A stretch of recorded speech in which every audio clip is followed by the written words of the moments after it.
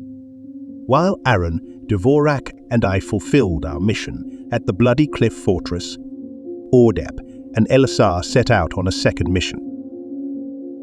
You must understand how grandiose Waterdeep is. The city's port is one of the most impressive sights along the Sword Coast.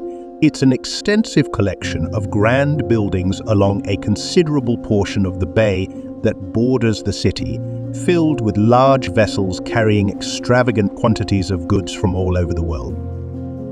Like the port, the city's buildings stand proudly, with various flags and colors competing for attention. Waterdeep is a beacon of development, where everything and everyone can be found for better or for worse. Mount Waterdeep, housing the city's ruling fortress, stands prominently, a colossal structure, but discreet when compared to the towering mountain that pierces the sky. The city's grandeur also lies in its vastness, forming a veritable maze of winding streets.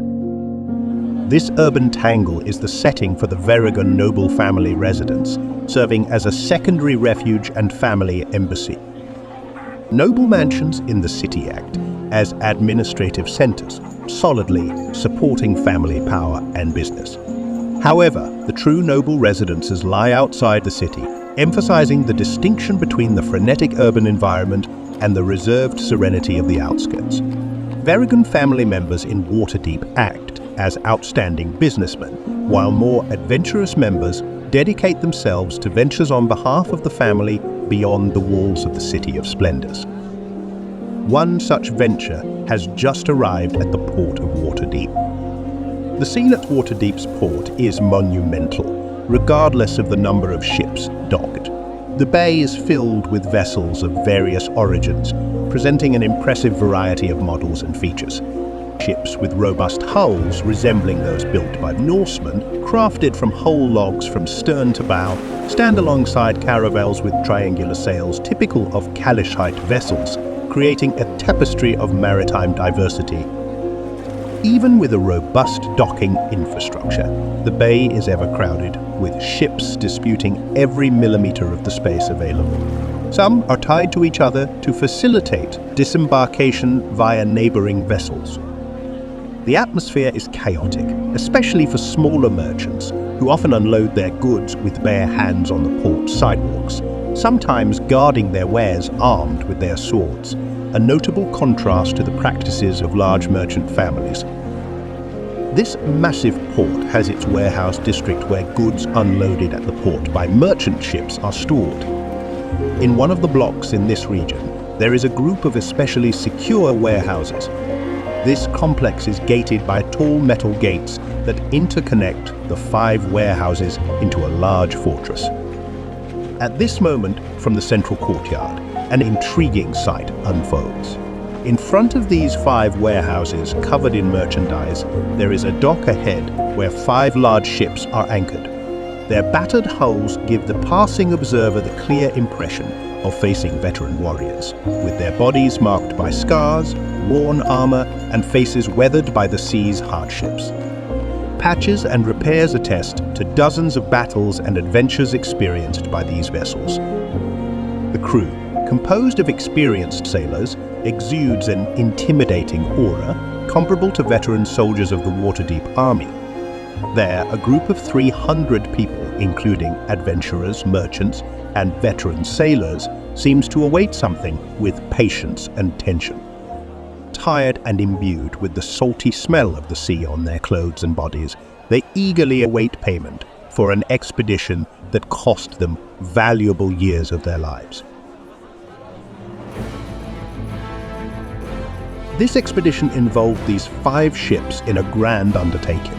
It began by gathering goods through adventures and missions in the seas of the Shining South, then passing through the Gulf south of Kalimshan and heading north from there. After repairs and replenishment in the distant port city of Zazespira in the Kingdom of Tathia, the originally dispersed naval squadron formed into an armada, preparing for the long months back to Waterdeep. The group then completed the crossing of the Azavir Canal. With so many ships loaded with valuable cargo, This was in itself an epic feat, achieved with remarkable skill by the expedition's members. After crossing the dangerous pirate-infested strait that separates the kingdoms of Tethia and Nam, the Armada stopped again for repairs at the legendary port of Athkatla, which, from there, headed north along the Sword Coast until reaching its final destination, a tremendously long journey that practically traversed the continent from one end to the other. Such a dangerous expedition was undoubtedly the final chapter of a long commercial and political effort to project the Veragon family to even more solid levels within the circles of Waterdeep's nobility and power. Among the explorers who were part of the expedition, a half-elf named Isander Veragon stands out, an influential man with a warrior's bearing, responsible for leading one of the ships that ventured south. Eventually, Isander became the expedition's leader. He is also one of the founders of the mercenary company Dragonlance, a group of mercenaries formed within the Veragon family that handles all sorts of missions and tasks related to the family's activities in Faerûn. Isander is one of the key figures present at the port. Specifically, the adventurer is with a small group of leaders in the center of the gathering where all attention is focused. From there, Isander observes the approach of a Waterdeep Guard delegation, about 10 soldiers in full guard equipment, walking in an orderly manner and escorting 2 individuals who walk ahead of the group. From the crests they bear, they appear to be representatives of the Veragon family. There are also 2 other family bannermen walking just behind, totaling 4 Veragon members. As the delegation advances, the tension and anxiety in the air are palpable. All eyes turn to the arrival of this delegation, and the sailors on the ship stare and comment on it. One of the leading Veragon representatives is Ordep, a burly cleric of Orgma, bald with a red beard, who looks quite unsure, clearly unaccustomed to the movement and magnitude of a city like Waterdeep. He holds in his sweaty hands a great responsibility entrusted to him, a large black scroll case. The other representative is Elissar, a ragged hermit with a long white beard, whose poorly cared skin is pierced by dark vines in various parts of his body, guarding ancestral secrets in his druidic wisdom. He walks with the aid of an oak staff and a green cloak that covers his body, leaving only his face revealed.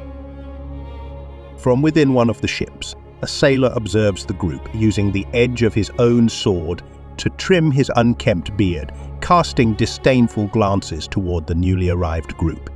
In a brief conversation with another sailor below him, the intimidating tone in his voice is noticeable. They will fulfill their part of the agreement, rest assured, the sailor says. The approval, verification, and final signing of the inventory are utmost importance to ensure the success of this expedition. And this is the role of this delegation at this moment. With the tension mounting at the site, the arrival of the delegation seems to silence the area, which now has its attention focused on it. As Ordep and Elissar approach, they are greeted by other representatives of allied families and warehouse owners, who are weighted among the other leaders in the small group at the center of the courtyard.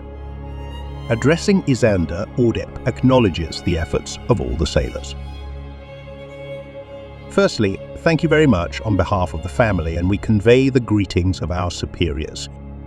The feat you have just accomplished will certainly go down in history. I will make sure of it, says Ordep, while placing one of his hands over a large grimoire hanging from his waist. As he listens, Isander nods in acknowledgement and begins to handle the procedures in his usual manner, checking and processing documents with the assistance of his aides. Ordep pauses briefly, and Isander looks over Elissar, examining him carefully. The druid nods, but remains silent, unshaken, trusting in his companion's resolve.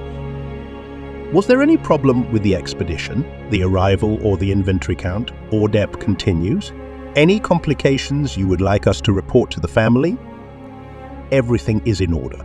The ships have been unloaded, the cargo has been stored, and now the men are eager for payment. You see, 5 ships docked here, but you will notice in the inventory count that we have brought back a cargo equivalent to 6 ships. This is the extent of the success of our venture, Isander says, with a serious and proud demeanor. Elissar then interjects, exchanging glances with the others. Very well, then I believe it is time for us to do our part to make that happen. Ordep seems to tremble for a moment, feeling the weight of that transaction. Finally, looking around, he takes a deep breath, composes himself, and hands out the large black scroll case. Isander gathers the documents, organizing them into scrolls tied with ribbons, and hands them to a man dressed in noble attire, adorned with crests and insignias indicating he is a representative of the company responsible for the warehouses.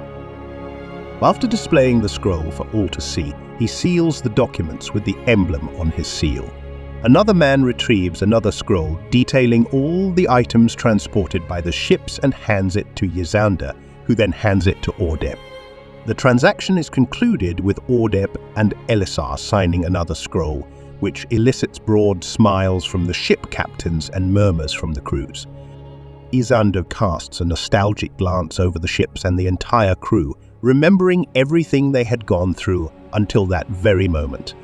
It is then that he takes a step forward and addresses the crews of the 5 ships with a powerful voice. My companions, my friends, you have served me faithfully through countless crossings of the seas, facing dragons, sea monsters, and exploring coasts never visited before. We witnessed magic, we have witnessed miracles, and now, thanks to your loyalty, we will enjoy celebration and glory! Saying this, he raises his hand, and chests and barrels are kicked, spilling rivers of gold and silver coins that spread across the floor. The sailors explode in cries of euphoria, throwing themselves towards the wealth, while the captains laugh joyously. A generous and abundant payment that a sailor could expect to receive after 4 or 5 years of service at sea. One of the captains slaps Isander on the back. You freshwater clown. You can make any moment even better. Isander smiles with a knowing look and extends his hand to the captains, who greet him warmly. Gentlemen, water and blood! Isander shouts. The sailors, in turn, begin to dive for the coins, collecting them with enthusiasm. Some even toss them into the air, watching the rain of rich and well-deserved payment.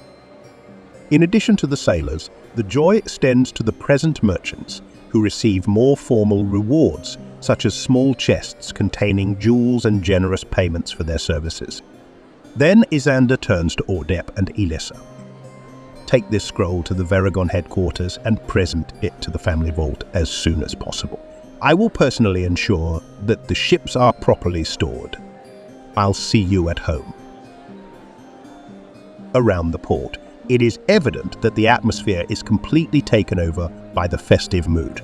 Sailors embrace, sea shanties are sung to the winds, and an explosion of celebration takes over the place. This festivity draws the attention even of those outside the port, creating an atmosphere of immediate joy. The previous tension is replaced by looks of extreme happiness and gratitude.